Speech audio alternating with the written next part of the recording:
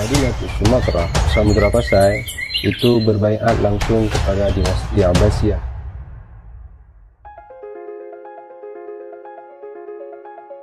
Innana ma'asyir sukanu iklim Aceh. Kami ini penduduk Aceh, balwa jami' jazirati Sumatera, bahkan seluruh penduduk Pulau Sumatera, kulluhum, mereka semua itu mahsubina min riayat daulatil aliyah Utsmaniyah. Mereka itu tergolong sebagai rakyatnya daulah negara adidaya Utsmaniyah, jilan ba'da jil. Sebenarnya yang bergelora di masyarakat Aceh ini itu jihad fisabilillah. Ini erat kaitannya dengan hubungan dengan negeri kita karena keimanan yang kemudian merekatkan ya dengan semangat akidah Islamnya, semangat ukhuwah Islamnya, menjadikan umat muslim yang ada di Timur Tengah dengan umat muslim yang ada di Nusantara Indonesia itu terjalin hubungan yang sangat erat. Aspirasi untuk mengembalikan khilafah, aspirasi untuk bisa menegakkan kembali khilafah itu terus bergelora. Sistem perpolitikan Islam memang landasannya seperti itu. Dia harus ada organization, jadi harus ada organisasi yang sistematis. Jadi puncak kepemimpinan terbesar dunia Islam tetap dipimpin oleh khalifah. Hubungan itu pasti ada, apalagi pada masa khilafah Islam, super powernya adalah khilafah Turki Utsmani. Islam ini tidak akan kuat kecuali dengan adanya jamaah, dengan adanya persatuan. Dan tidak mungkin umat ini bisa bersatu kecuali dengan adanya imarah, adanya khilafah, adanya kepemimpinan. Dan tidak mungkin adanya imarah kecuali dengan adanya ketaatan.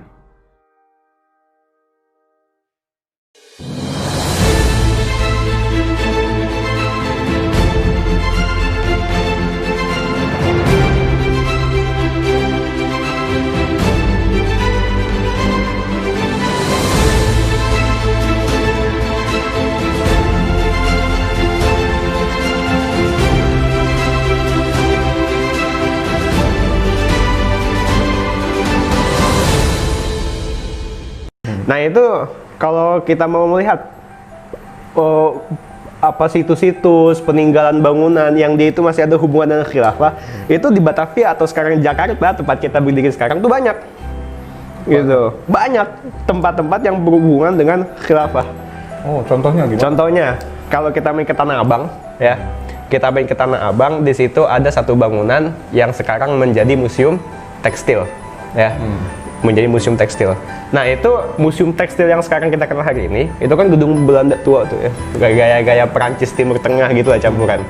Itu ternyata dulu menjadi kantor untuk kedutaan besar Khilafah Utsmaniyah di Nusantara. Itu yang lain, misalkan di Tanah Abang juga ada Jamiat Khair, ya, ada gedung Jamiat Khair. Nah itu Jamiat Khair, kita kalau tahu belajar sejarah, itu merupakan salah satu perintis organisasi yang ada, organisasi modern yang ada di Nusantara.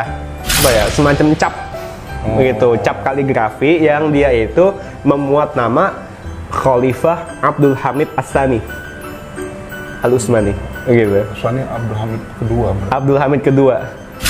Itu tuh rutin kalau pas Jumatan, rutin untuk membacakan nama Khalifah. Gitu.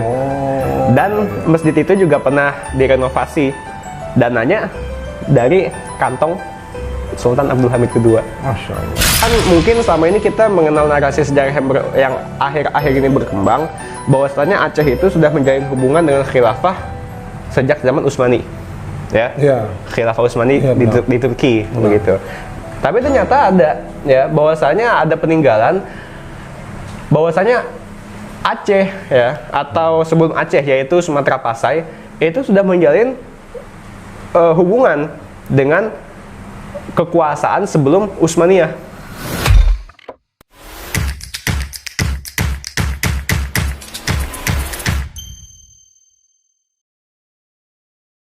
Video ini disponsori oleh bukusip.com. Mau belanja buku Ustadz Felix? Ke bukusip.com aja. Bismillahirrahmanirrahim. Assalamualaikum warahmatullahi wabarakatuh. Waalaikumsalam. Alhamdulillahirabbil alamin wassalatu wassalamu ala asyrofil anbiya'i wal mursalin wa ala alihi wa sahbihi ajmain amma ba'du. Alhamdulillah teman-teman, sahabat ngaji cerdas, kita berjumpa lagi ya setelah sekian hari, seminggu atau lebih. Dan kali ini kita kembali kedatangan tamu yang spesial, tamu yang istimewa. Ini sahabat saya juga, lumayan dekat ya. Beberapa hari ini kita sama-sama ada base camp gitu disebut ya. Sekitar Masya ya. Beliau adalah Bang Niko Pandawa. Bung Niko Pandawa adalah concern terhadap persoalan sejarah, dan beliau juga aktif di komunitas literasi Islam sebagai sejarawan. Nanti kita akan berbincang sedikit tentang penelitian atau bahasan yang mungkin sedang diteliti oleh beliau. Hari ini beberapa belakangan ini saya perhatikan antum sibuk betul gitu ya. Jadi ada yang diteliti. Kita mau tahu nih, apa sih penelitiannya tentang apa tuh? Ya. Assalamualaikum warahmatullahi wabarakatuh. Waalaikumsalam warahmatullahi wabarakatuh. Alhamdulillahirabbil alamin wassalatu wassalamu ala Rasulillah wa ala alihi washabihi ajmain. Amma ba'd. Ya, jadi kepada Bang Farid saya merasa terhormat ya karena sudah diundang oleh teman-teman ngaji cerdas ya untuk sedikit bincang tipis-tipis tentang sejarah ya, sejarah Islam di negeri ini. Jadi ketika ditanya saya lagi neliti apa? Ya, saat ini saya sedang fokus untuk meneliti sejarah relasi antara khilafah dengan wilayah Asia Tenggara, khususnya Nusantara. Begitu, Bang. Ya, siap. Ya, penelitiannya makan waktu berapa lama sebelum masuk di kita cerita nanti? Jadi ini aslinya sih penelitian untuk tugas akhir di kuliah saya. Jadi saya ini kuliah di UIN Syarif Hidayatullah Jakarta, ngambil jurusan Sejarah dan Peradaban Islam, Fakultas Adab dan Humaniora. Nah, di situ ya saya mengambil tema penelitian tentang pasang surut pan-islamisme ya, pan-islamisme Khilafah Utsmaniyah di Hindia Belanda. Dari tahun 1882 sampai 1928 begitu. Jadi rentang waktunya apakah dari pan-islamisme tadi ataukah lebih jauh lagi rentang sejarahnya sampai? Kalau dalam penelitian saya di sini itu saya fokus mengkaji dari tahun 1800 sampai 1900. Oh, 1800 sampai 1900. Itu berarti saya mengkaji sejarah relasi khilafah Utsmaniyah di Turki dengan Hindia Belanda atau Nusantara yang itu terletak pada masa Sultan Abdul Hamid II sampai khilafah itu runtuh begitu. Masya Allah, luar biasa ya. Dan itu saya dengar tuh penelitian atau tugas akhirnya tidak cukup 100-200 halaman ya. Kemarin kita diskusi berapa halaman kemarin? Bayar lah, ada lah hampir 500 halaman. Masya Allah, kalau buku tuh setebal apa ya mungkin ya? Mungkin ada segini deh. Oh segitu. 500 halaman. Menarik pertanyaannya, why gitu? Mengapa antum kemudian menarik atau meneliti tentang khilafah atau relasi khilafah dengan Nusantara ya, secara singkatnya begitu? Mungkin bisa diceritakan. Nah, jadi kenapa saya itu tertarik untuk meneliti sejarah Islam ya, sejarah Islam di Nusantara dengan pusat kekuasaan Islam yang ada di Timur Tengah. Jadi kalau kita melihat narasi sejarah yang ada di sekolah kita selama ini, dari kita SD sampai SMA atau bahkan sampai kuliah nanti, itu tuh kita selalu disuguhi dengan narasi sejarah yang selalu mengedepankan narasi kebangsaan ya.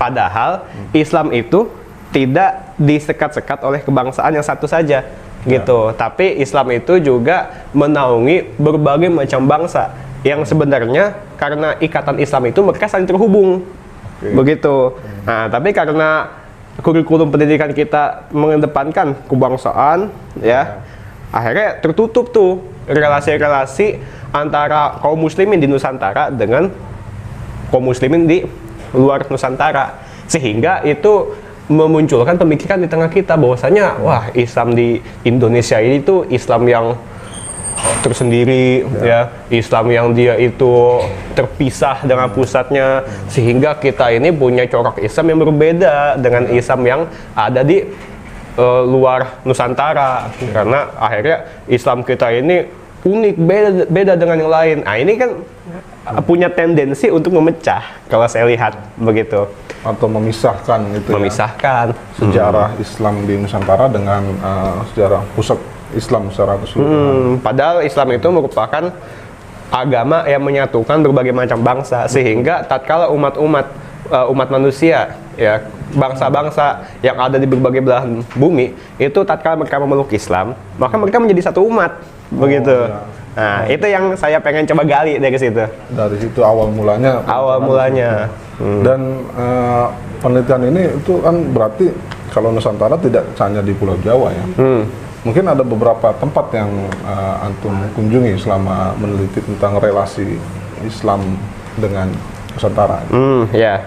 Jadi sebenarnya khusus untuk penelitian tugas akhir kuliah saya ini, saya itu hanya mengandalkan studi pustaka. Ya, saya berkeliling ke perpustakaan, ke perpustakaan nasional, ya, yang ada di Medan Merdeka, so yang ada di Salemba, itu nyari koran-koran kuno tuh. Oh ya. Habis itu juga ke perpustakaan Erasmus Huis yang ada di Kedutaan Besar Kerajaan Belanda. Di daerah mana? Kuningan. Kuningan. Nah, itu buku bahasa Belanda semua tapi asik juga kan. Ngerti tuh ketika dibaca. Dikit-dikit. Oh, dikit-dikit lah ya. Harus emang kalau di jurusan saya ini di UIN itu diajarin bahasa Belanda. Oh, begitu. ada matkul ya, mata kuliah khusus. Nah, mata kuliah bahasa Belanda. Karena emang ya kita mau nggak mau kalau mau membaca sejarah Nusantara itu harus bisa bahasa Belanda juga. Karena banyak narasi fakta-fakta sejarah yang dia itu justru ditemuin oleh para sejarawan Belanda yang dulu itu penjajah kita.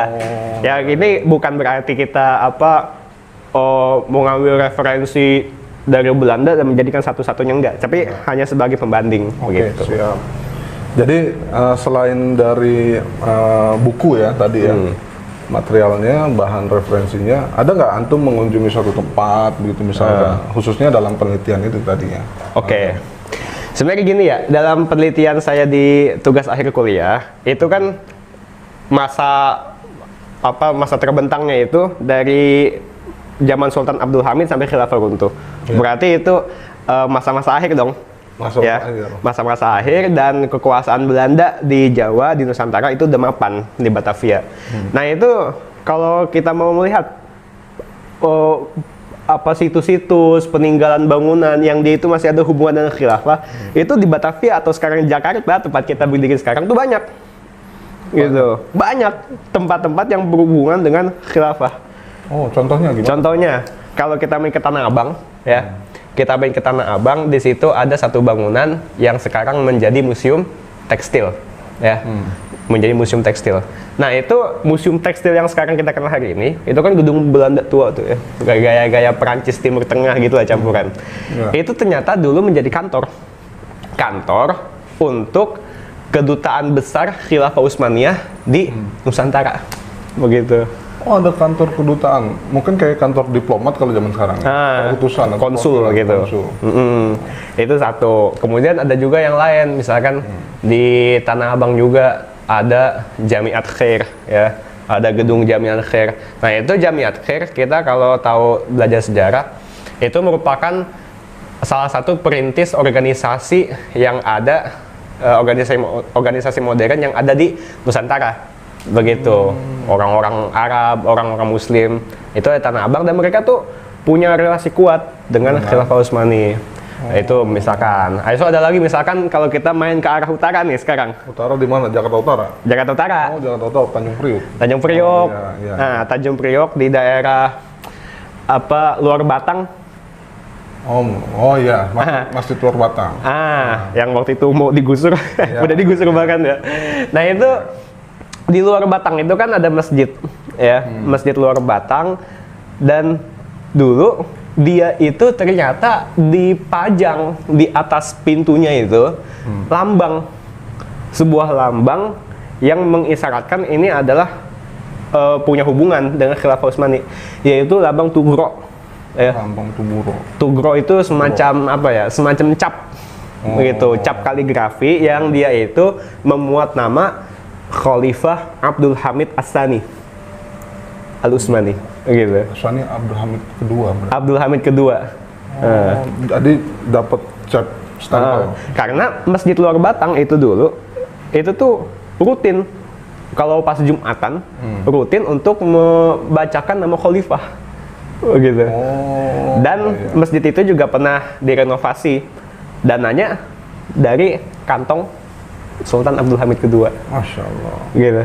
Itu periode Sultan Abdul Hamid II ketika berkuasa ya berarti ya? Masya Allah. Tapi kan sekarang udah nggak ada. Kenapa? Karena itu disuruh dicopot sama Snok Hukonya. Oh, jadi sudah lama dicopot berarti? Udah lama dicopot, langsung dicopot gitu.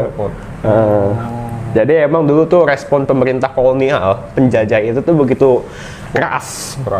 Begitu keras terhadap segala hubungan, segala perasaan yang mesra antara kaum muslimin di Nusantara dengan Khilafah Utsmaniyah. Begitu.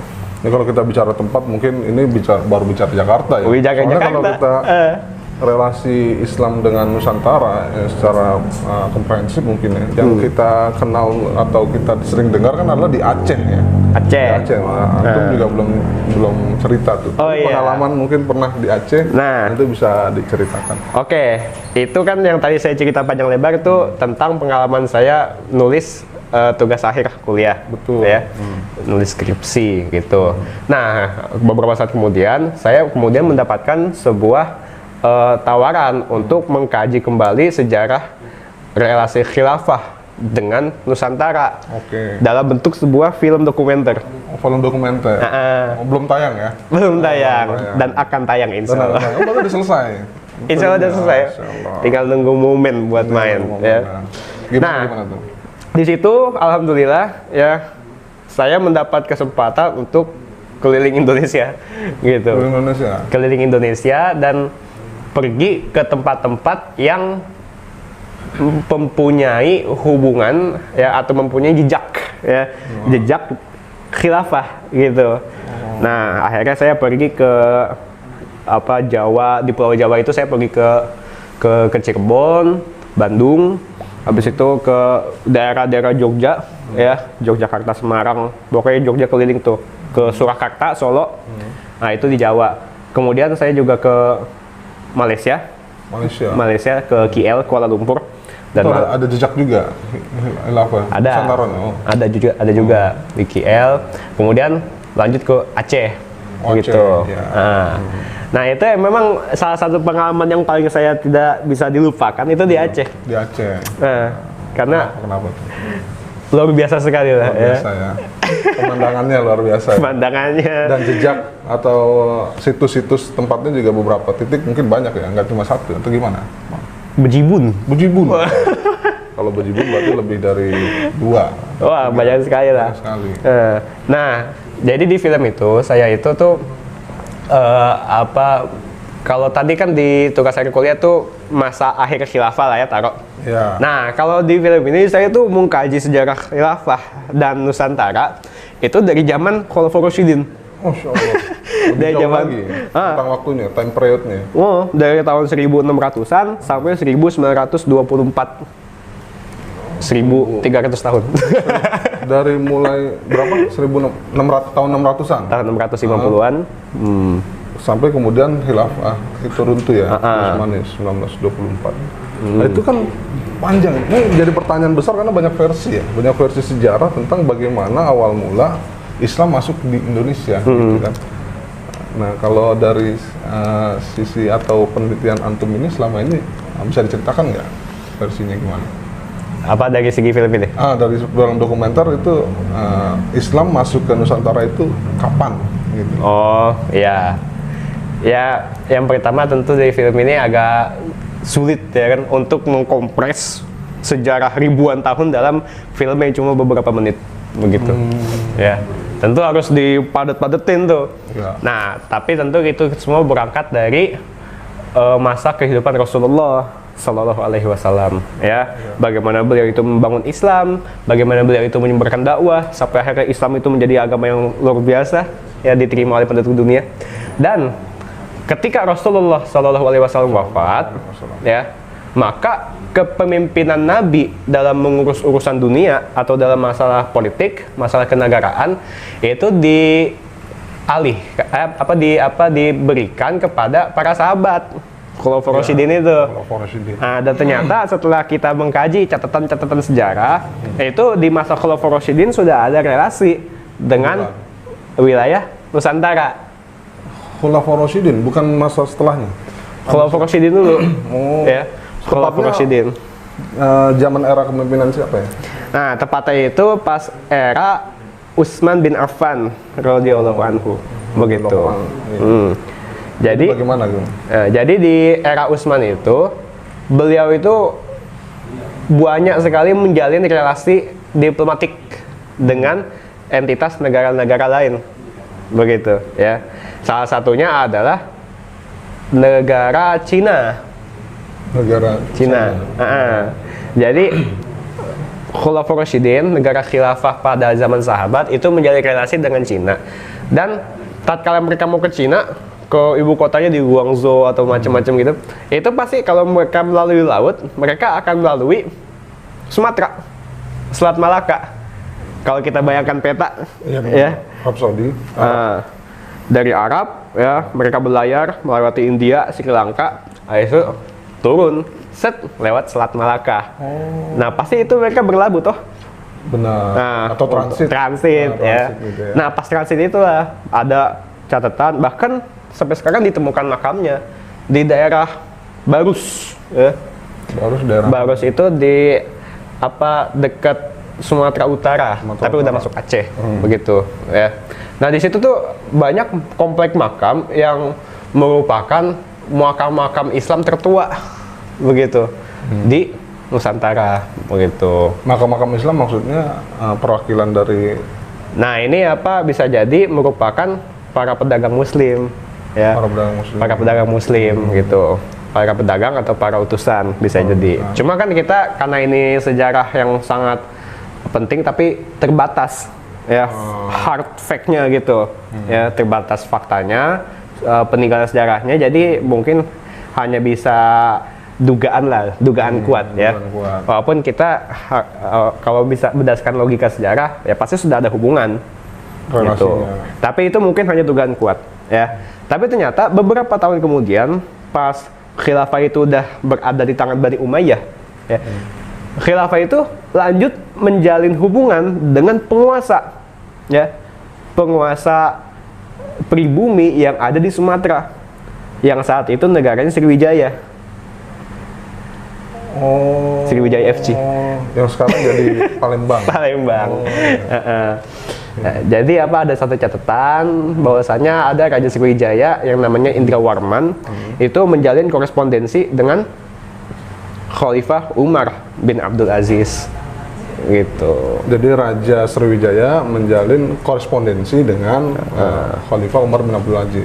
Surat menyurat gitu ya? Surat menyurat. Dan dalam surat menyurat itu ternyata Raja Sriwijaya itu minta masuk Islam. Oh, itu ada ininya, ada peninggalan jejak trace sejarahnya? Ada. Saya bahas itu di film. Bukan saya sih, tapi ada salah satu narasumber kita. Nanti itulah, nonton di film itu.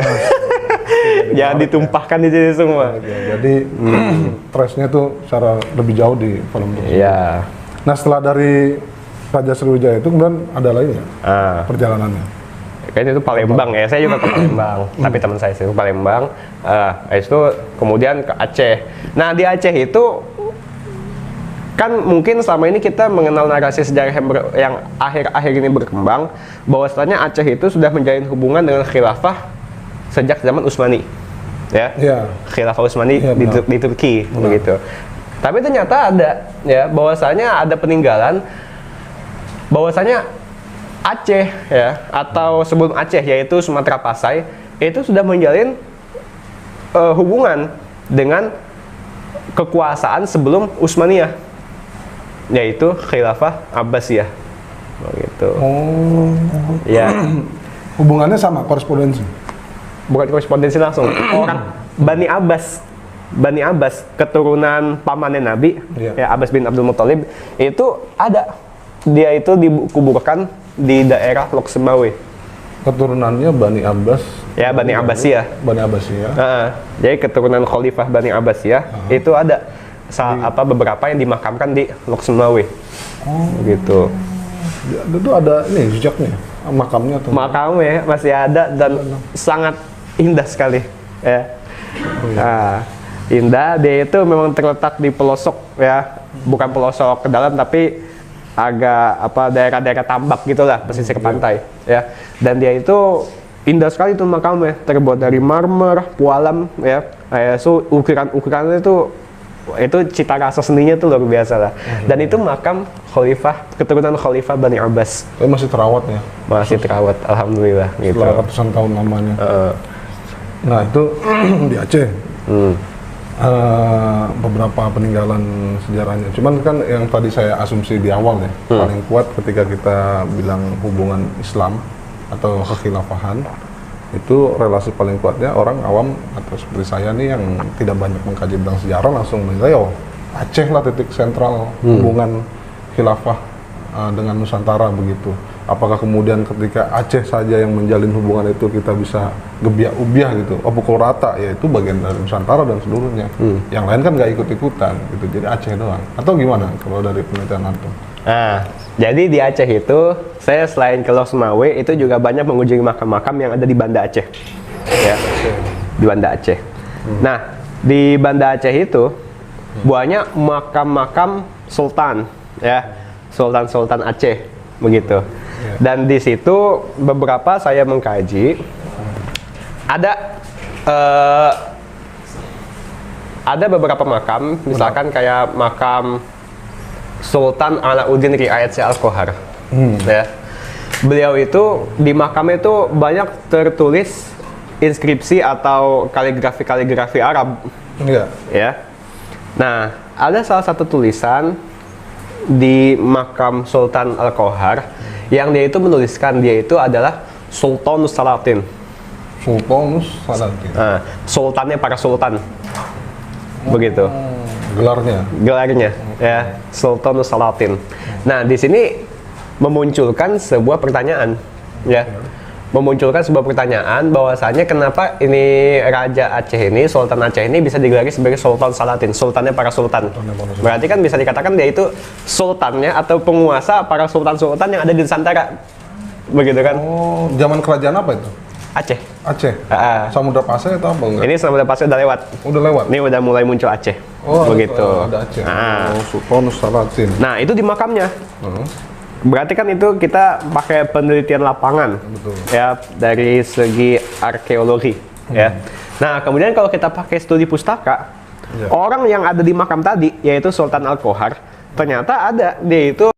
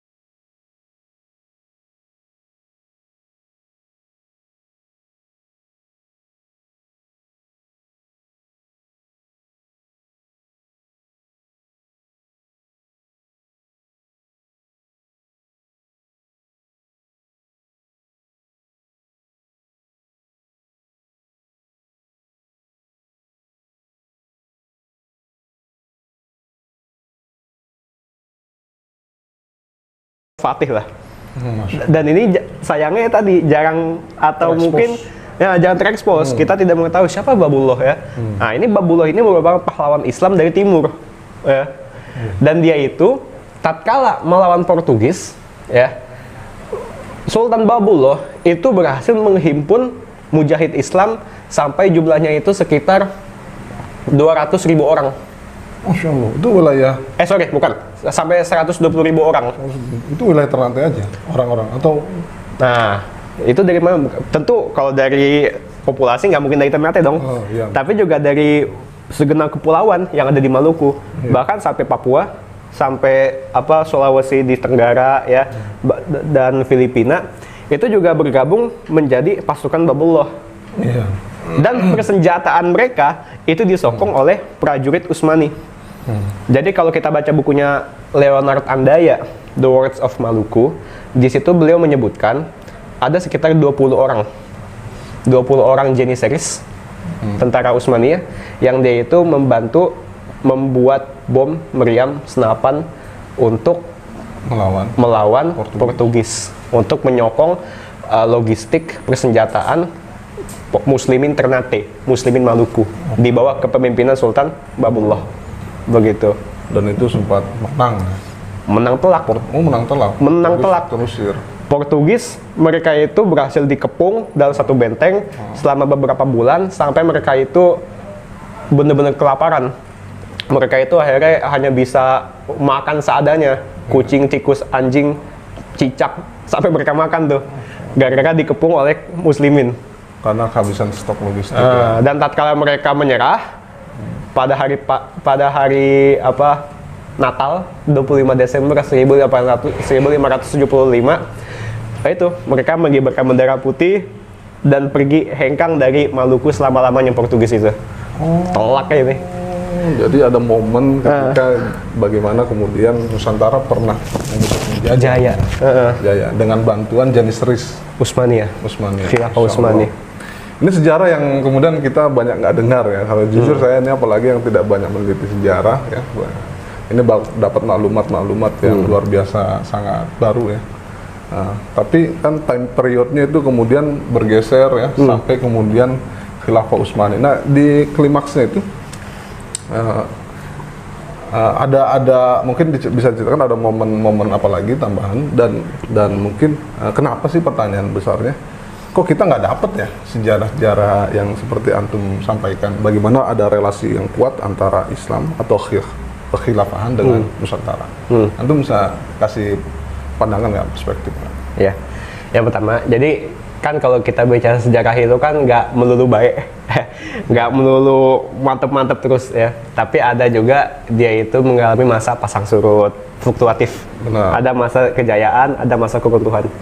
Nah, apa-apa yang saya ceritakan tadi, yaitu masa jaya hubungan antara Muslimin Nusantara dengan Khilafah Utsmani, itu terjadi ketika abad ke-16. Tahun 1500-an gitu ya. Nah, tapi setelah itu, kita kalau baca sejarah Utsmani, setelah Sultan Sulaiman, setelah Sultan Selim kedua, itu memang pemerintahan Utsmani itu agak merosot. Agak merosot, mulai melemah istilahnya teh, ya mulai melemah. Nah, dan itu juga berimbas kepada wilayah lain termasuk Nusantara. Akhirnya ya hubungannya mulai merenggang dan Muslimin di Nusantara akhirnya berdiri sendiri, nggak dapat sokongan sehingga mereka mudah diintervensi oleh orang-orang Inggris, oleh orang-orang Belanda termasuk ya kan. Nah, akhirnya begitu. Dan itu masa-masa surutnya itu dari abad ke-17 sampai 18. Mulai menguat kembali tahun 1800-an, abad ke-19. Nah, itu mulai menguat kembali tuh karena ini masuk nih ke bahasan tugas akhir kuliah saya. Ada Sultan Abdul Hamid kedua dan sebagainya. Terus pertanyaan kedua, kenapa kok kita kayak nggak tahu sejarah ini? Bener. Nah, pertanyaan besar. Yang pertama, tadi yang saya sampaikan di awal, niat saya itu mengkaji sejarah kita. Apa sejarah yang tadi disebutkan tadi? Karena memang selama ini tuh hegemoni narasi tentang sejarah atau kurikulum sejarah yang ada di negeri ini itu kebanyakan meninggikan kebangsaan. Ya, meninggikan kebangsaan, bagaimana republik ini lahir, dan itu pasti selalu dimulai pas masa 1900-an. Betul. Tatkala mulai muncul banyak organisasi-organisasi modern, Masyarakat Islam, PKI, habis itu ada Budi Utomo, ya. Akhirnya mereka ini dijadikan patokan Indonesia itu merdeka, ya kan. Padahal merdekanya itu juga merdeka yang nggak bisa lepas dari konsepsi penjajahan, karena wilayah Indonesia ya yang dipatok dari Sabang sampai Merauke itu juga merupakan bekas wilayah kolonial. Padahal selain wilayah yang hari ini kita kenal sebagai Indonesia, itu di daerah Sabah, Sarawak, Muslim juga, Melayu juga, Brunei, ya kan. Tapi kenapa mereka nggak masuk ke negara Republik Indonesia?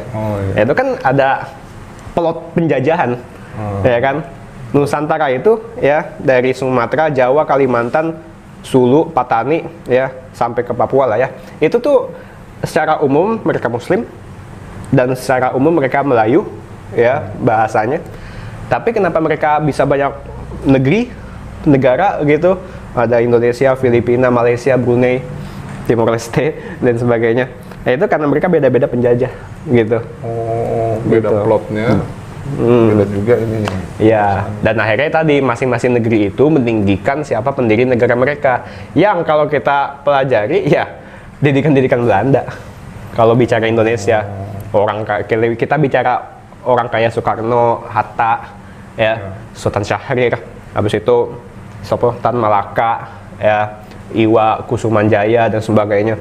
Orang-orang didikan Belanda semua, didikan Amsterdam, ya, Rotterdam, atau didikan Batavia. Pendidikannya di Belanda. Nah, atau di Stovia itu, gitu. Akhirnya negara yang mereka didirikan, yang kita kenal sebagai Republik Indonesia ini, itu ya tidak bisa lepas dari konsepsi orang-orang Barat. Mulai dari bagaimana cara mereka bernegara sampai bagaimana mereka menerapkan hukum. Nah, akhirnya yang kita terapkan sampai hari ini kan hukum-hukum warisan kolonial, bukan hukum Islam. Oh gitu. Jadi, itu belum selesai. Itu satu ya. Lanjut.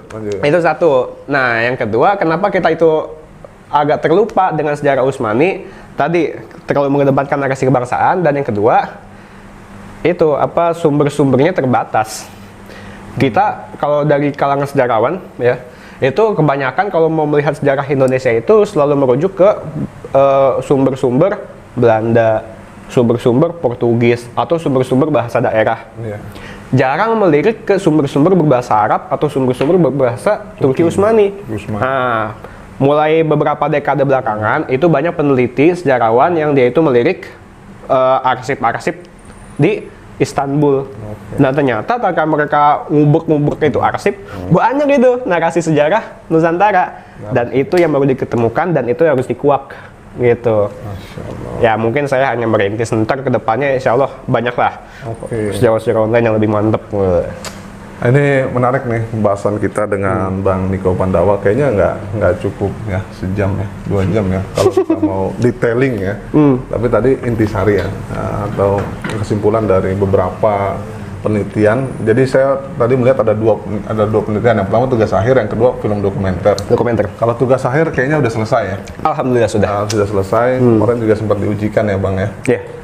Yang kedua tentang film dokumenter. Film dokumenter itu time periodnya itu ternyata panjang ya. Panjang. Dari mulai sejarah Rasulullah, lalu Khulafaur Rasyidin, dan bagaimana kemudian relasinya dengan Nusantara. Tapi itu belum tayang ya. Itu mungkin nanti bisa cerita sedikit tentang film yang akan tayang ini, kesimpulannya atau part-partnya kayak gimana tuh? Spoiler tipis-tipis. Spoiler tipis-tipis.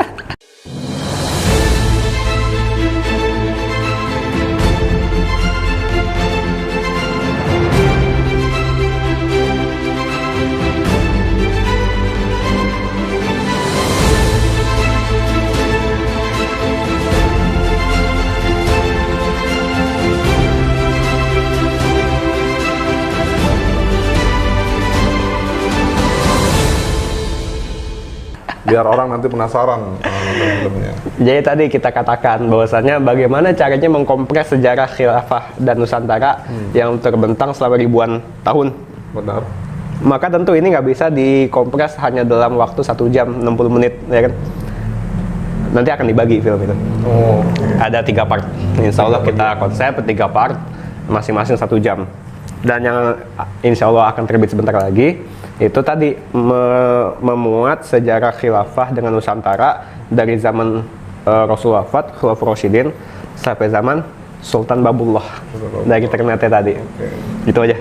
Gak mau panjang-panjang. Jadi gini ya, kalau kita melihat sejarah Al-Fatih dengan Nusantara misalkan, peristiwa penaklukan Konstantinopel ya, dan akhirnya Hagia Sophia diubah jadi masjid ya sebagai simbol supremasi Islam atas wilayah bekas Romawi Timur, itu begitu membekas di lubuk hati terdalam orang-orang Nusantara.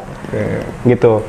Jadi kalau sebelum abad ke-15 itu orang-orang Nusantara di Sumatera dan Malaya pada umumnya itu tuh kerap mempersandingkan Kaisar Rum ya, Rum itu dengan Alexander Agung ya, Alexander the Great begitu. Tapi setelah Muhammad Al-Fatih itu menaklukkan Konstantinopel ya, dan menegakkan peraturan Islam di kota itu, kota bekas ibu kota Bizantium, Romawi Timur, itu tuh mulai berubah. Kalau kita baca sejarah atau manuskrip atau kitab-kitab kuno nemu kata Rum ya, nah itu sebenarnya itu maksudnya apa? Ke Utsmani. Begitu. Ini sebagai tanda respect mereka terhadap Muhammad Al-Fatih ya, yang telah menjadikan Romawi Bizantium sebagai ibu kota khilafah ya. Begitu. Kalau misalkan kita baca Serat Centini ya, Serat Centini, habis itu ada kitab-kitab serat yang lain yang di Jawa ya, atau kemarin saya buka manuskrip di Buton, itu banyak tuh Rum. Itu maksudnya apa? Romawi. Nah, Romawi itu dirujuk ke Sultan Romawi, yaitu Muhammad Al-Fatih. Begitu. Nah, itu termasuk Hagia Sophia. Banyak juga orang-orang Nusantara pada zaman dahulu ya, pada zaman kesultanan yang dia itu datang ke Hagia Sophia. Begitu. Kalau itu jadi masjid kan? Jadi masjid. Simbol supremasi ya, kekuasaan Islam ya, Hagia Sophia. Betul. Jadi ketika dibuka kembali, ini kan banyak menuai pro kontra, khususnya dari Barat ya. Ya, mungkin itu tadi khawatir simbol ini kemudian dapat memicu atau mengulang remind memori tentang bagaimana kekhilafan ketika sedang jaya-jayanya. Iya, gitu. Betul. Jadi cukup ya spoilernya ya. Tadi tipis banget tuh. Oke, biar lebih penasaran mungkin teman-teman. Iya, siap. Saya kira cukup ya. Mantap. Kang Niko Pandawa, terima kasih banyak atas kehadirannya. Kita undang di channel Ngaji Cerdas. Oh ya, kita lupa bilang, jangan lupa subscribe. Jangan lupa subscribe. Ngaji Cerdas sama AA Farid ya, luar biasa. Insya Allah dengan tim ya. Saya nggak berdiri sendiri. Oh siap. Ya alhamdulillah. Jadi saya dapat poin pentingnya ya. Sejarah dibuat oleh para pemenang gitu ya. Sehingga orang-orang seperti saya bisa luput dengan beberapa pemaparan materi dari Bang Niko Pandawa. Ada beberapa sejarah yang mungkin ada selimut tebal ya. Sehingga kita tuh mau masuk itu perlu kayak antum dulu nih, neliti dulu. Kan agak repot kayak kalau saya agak mungkin ke Aceh, kemana ya repot, bukan dalam hal waktu, dalam hal finansial juga repot ya, gitu. Sedih banget. Nggak usah diceritain lah nanti. Iya. Belakangan ntar. Insya Allah. Oke, saya kira cukup. Mudah-mudahan kita bisa jumpa lagi kapan waktu. Kita jumpa lagi suatu saat nanti dengan pembicara atau pemateri yang insya Allah akan mencerdaskan umat. Sekian, Assalamualaikum warahmatullahi wabarakatuh. Waalaikumsalam warahmatullahi wabarakatuh. Alhamdulillah.